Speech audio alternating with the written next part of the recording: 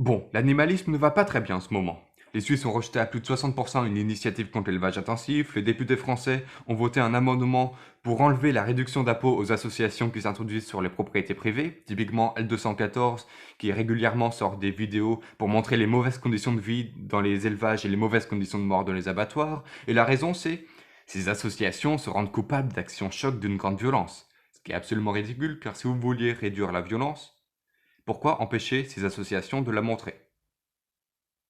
Bon, on ne va pas s'appesantir sur ces actualités, elles ne sont que des vaguelettes qui n'entament pas le courant de fond. Car au fond, que veulent les animalistes? Pourquoi se battent-ils? C'est quoi la cause animale? Quelle est la cause? Quel est le problème?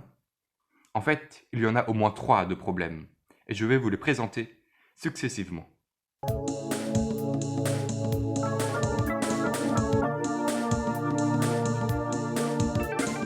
Le premier problème est sous-jacent à tout le reste. Nous accordons peu de valeur aux animaux. Et par valeur, n'entendez pas une valeur instrumentale. Tenez, je vais vous raconter une histoire. Il y a quelques années, j'ai participé à un concours de pêche. Le but, c'était d'attraper un maximum de poissons. Donc on pêchait, et au bout d'un certain temps, on se ramenait avec un seau rempli de ces animaux agonisants, on le posait sur une balance, et on regardait qui avait le maximum de kilogrammes. Donc certes, sur le moment, on valorisait ces animaux en ce qu'ils étaient une ressource, un moyen de gagner le concours. Mais jamais on ne les respectait en tant qu'individus. On ne leur accordait pas de valeur intrinsèque, on ne leur accordait pas de considération morale. Et pourquoi donc? Je pense qu'il y a 2 raisons. Premièrement, on sous-estime grandement les facultés des autres animaux. À cette époque, je ne réalisais sûrement pas que les poissons pouvaient souffrir. Maintenant, c'est plutôt bien avéré. Leur planter un hameçon dans la lèvre, ce n'est pas anodin. Ils ont une vie à l'intérieur, ils peuvent éprouver des expériences agréables, mais aussi désagréables. C'est ce qu'on appelle la sentience. Deuxièmement, à cause d'un biais spéciste. Nous privilégions les intérêts, les besoins, les droits, le bien-être des membres de notre espèce. Nous privilégions l'homme avec un grand H à l'animal avec un grand A.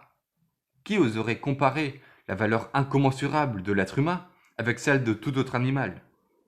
C'est ça, grosso modo, le spécisme. J'en ai déjà parlé dans cette vidéo. Et forcément, si les intérêts humains passent systématiquement avant ceux des autres animaux, dès que les deux viennent en confrontation, ces derniers seront toujours perdants. Souvenez-vous de l'introduction. C'est pour ça que si on veut défendre sérieusement les intérêts des animaux, il faut combattre le spécisme. Ou si, comme moi, vous avez fini par ne plus aimer ce terme parce qu'il est très souvent mal compris, même chez les antispécistes, dites simplement que vous combattez l'anthropocentrisme. C'est là le premier enjeu de la cause animale. Mais ça reste un enjeu très théorique. Et surtout, ça ne nous dit pas que valoriser chez les animaux. Leur bien-être, leur liberté, leur droit à ne pas mourir. Passons à la pratique.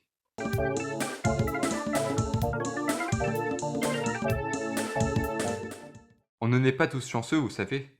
Certains naissent dans une famille aisée, certains naissent de parents adorables, d'autres naissent dans la pauvreté d'un père ou d'une mère violente. Mais finalement, vous avez quand même évité le pire, car vous auriez pu être ça.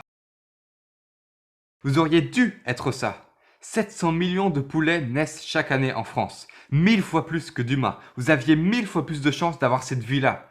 C'est ça, l'élevage intensif. C'est là que finissent la majorité des animaux domestiques. Ce n'est pas une poule qui gambade dans un champ, c'est une poule dans une cage. Ce n'est pas un cochon qui se roule dans la boue, c'est un cochon sur du béton.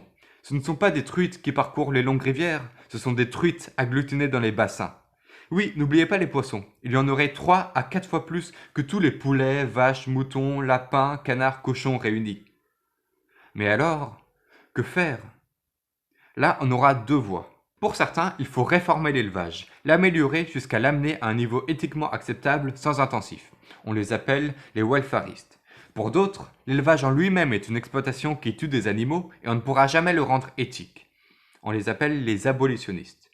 Grossièrement, si on schématise, les abolitionnistes promeuvent le véganisme alors que les welfaristes promeuvent le manger moins de viande mais de la viande bien élevée.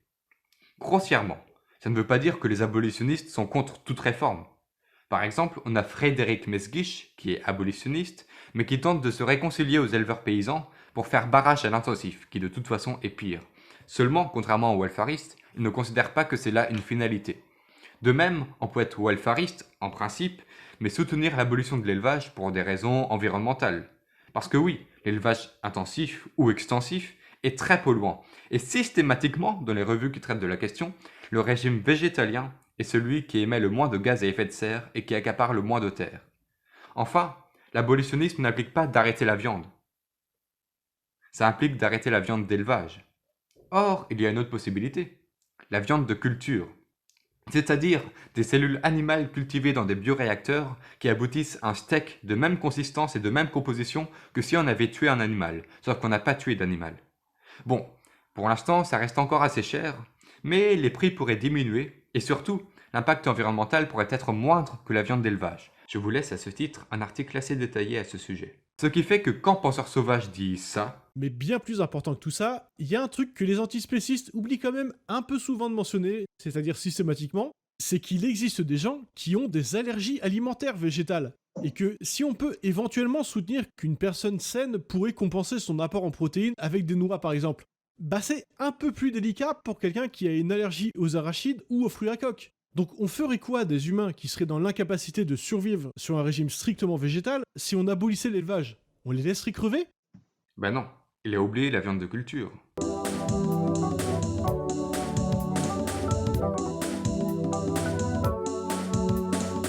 À votre avis, y a-t-il plus d'animaux d'élevage ou d'animaux sauvages? Vous avez peut-être déjà vu cette image, et vous en déduisez naïvement qu'il y a plus d'animaux d'élevage que d'animaux sauvages. Erreur. Déjà, il n'y a pas que les mammifères, il y a aussi les oiseaux, mais surtout les poissons, qui sont majoritairement sauvages et qui pèsent très très lourd. Je ne parle même pas des invertébrés. Et aussi, la masse n'est pas le nombre d'individus. Car on élève des animaux très gros et très lourds, mais au final, ça représente beaucoup moins d'individus que dans la nature. Regardez ces chiffres. C'est ahurissant. Donc la réponse c'était largement plus d'animaux sauvages. Et c'est quoi le problème avec les animaux sauvages? Il y en a deux. Il y a l'humain, qui spolie leur habitat, qui les écrase dans de grands filets pour les laisser agoniser sur les chalutiers, qui perturbe leur migration, qui les tue à coups d'insecticides, qui les tue à coups d'herbicides, qui les tue à coups de fusil, qui, par leur CO2, réchauffent l'atmosphère, assèchent les lacs, assèchent les rivières, assèchent les animaux, etc., etc. Je pourrais épiloguer pendant 2 mois. Cependant, ayez bien en tête que l'humain n'est qu'une des causes de leurs problèmes. Car imaginez que nous n'existions pas. Est-ce que le monde exhale soudainement la joie? Sûrement pas. Il y a un autre problème qu'on a souvent mis sous silence dans le milieu animaliste, mais dont on commence à parler de plus en plus, c'est la souffrance des animaux sauvages. La nature, ce n'est pas le paradis comme on entend parfois dans les documentaires télé.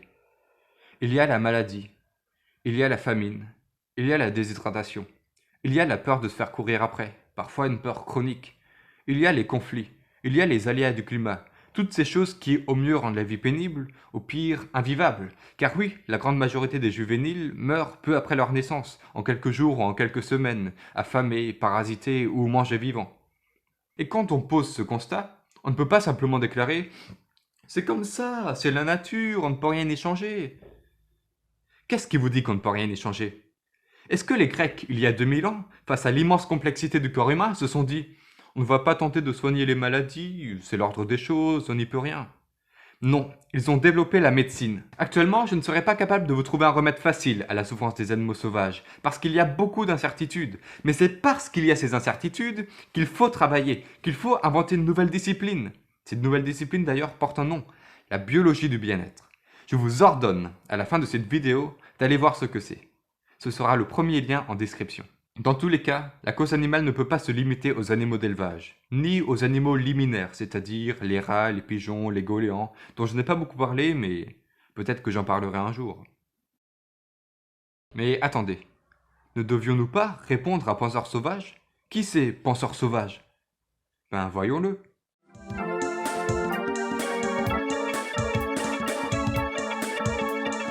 Penseur Sauvage, c'est un vulgarisateur d'éthique animale, ou alphariste. Si je lui réponds, c'est parce que dans cette dernière vidéo, il répond à un autre vidéaste, Monsieur Phi, qui critiquait le spécisme. Et sa réponse, à Penseur Sauvage, malgré d'intéressants aspects, comporte quelques confusions. Parce qu'on sait aujourd'hui que les animaux sont capables de souffrir, ce qu'on appelle en sciences cognitives la nociception. Non, la nociception, ce n'est pas la souffrance. Si vous posez votre main sur une surface chaude, d'un coup, vous la retirez. C'est ça la nociception. Puis ensuite, vous avez mal. C'est ça la douleur, ou la souffrance, je ne vais pas distinguer les deux ici. La nociception, c'est un mécanisme réflexe. La douleur, c'est une expérience subjective, c'est de l'ordre de la sentience. Tu aurais dû dire sentience, pas nociception.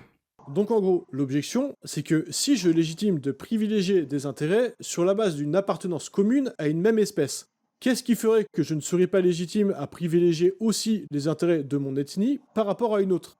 Évidemment, M. Phi pose cette question de manière rhétorique, le but étant de pointer que si on légitime l'un, alors on devrait aussi légitimer l'autre.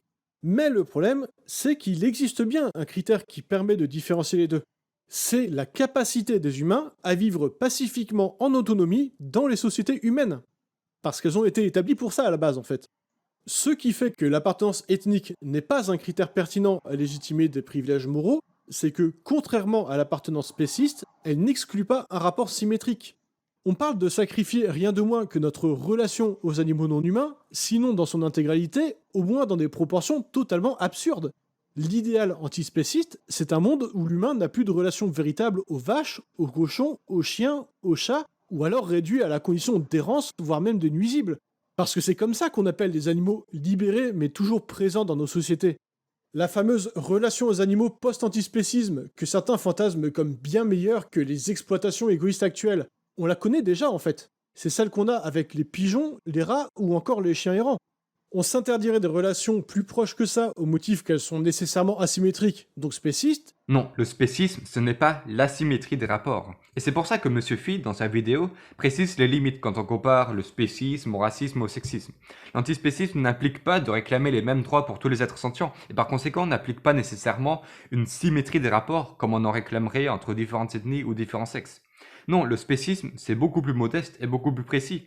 C'est, M. Phi le définit lui-même, accorder une importance inégale à deux intérêts similaires de deux individus d'espèces différentes. Le problème du spécisme apparaît quand il y a une confrontation d'intérêts, pas quand il y a une asymétrie des rapports, expression d'ailleurs que tu gagnerais à clarifier.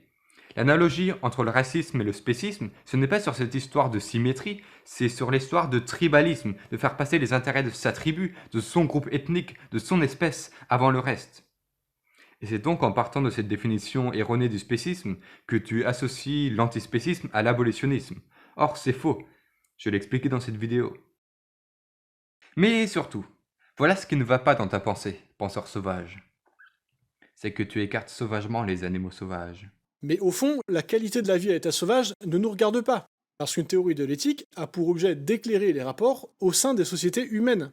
C'est-à-dire partout où par la loi, l'organisation sociale ou la culture, nous avons un pouvoir d'action capable de changer des situations lorsqu'on estime que cet effort est nécessaire. Elle se limite donc nécessairement au champ de ce qui est sous notre contrôle, au moins partiellement. Il serait absurde de chercher à évaluer si la prédation à l'état sauvage est morale ou immorale. Elle existe et on n'y peut rien. On ne peut que la constater, et ça ne sert à rien de débattre de s'il faut l'accepter ou non. Non, la souffrance des animaux sauvages ne se réduit pas à la prédation. C'est toi là qui caricature. Tu dis, dans cette même vidéo, que les animaux aspirent à plus de confort, plus de sécurité, une vie plus agréable. Et pourquoi seuls ceux dont la lignée a été en présence d'Homo sapiens durant les derniers millénaires auraient droit à ce confort? Ne te méprends pas. On a un pouvoir d'influence sur les animaux sauvages. C'est d'ailleurs ce qu'on fait tous les jours. Mais au lieu d'améliorer cette influence, quitte à volontairement améliorer leur bien-être, tu voudrais te couper de cette relation au motif qu'elle serait forcément néfaste? Mais c'est exactement ce que tu critiques chez les abolitionnistes. C'est ça le monde que tu veux? Une humanité qui se recroqueville sur elle-même avec ses poules et ses cochons, et tout le reste laissé à l'abandon? Le reste, c'est au moins 99% du règne animal. C'est ça le monde que tu veux? Toute la civilisation qu'on a bâtie, c'est peut-être la seule fois qu'on verra ça dans l'histoire naturelle, elle ne servirait qu'à nous, humains, et nos chats et nos chiens? Voilà un monde bien pauvre. Voilà un monde bien petit. Vois-tu, ce n'est pas comme ça que je vois la cause animale. Je la vois grande et rayonnante. Alors, illuminons le monde de notre éclair le plus lointain.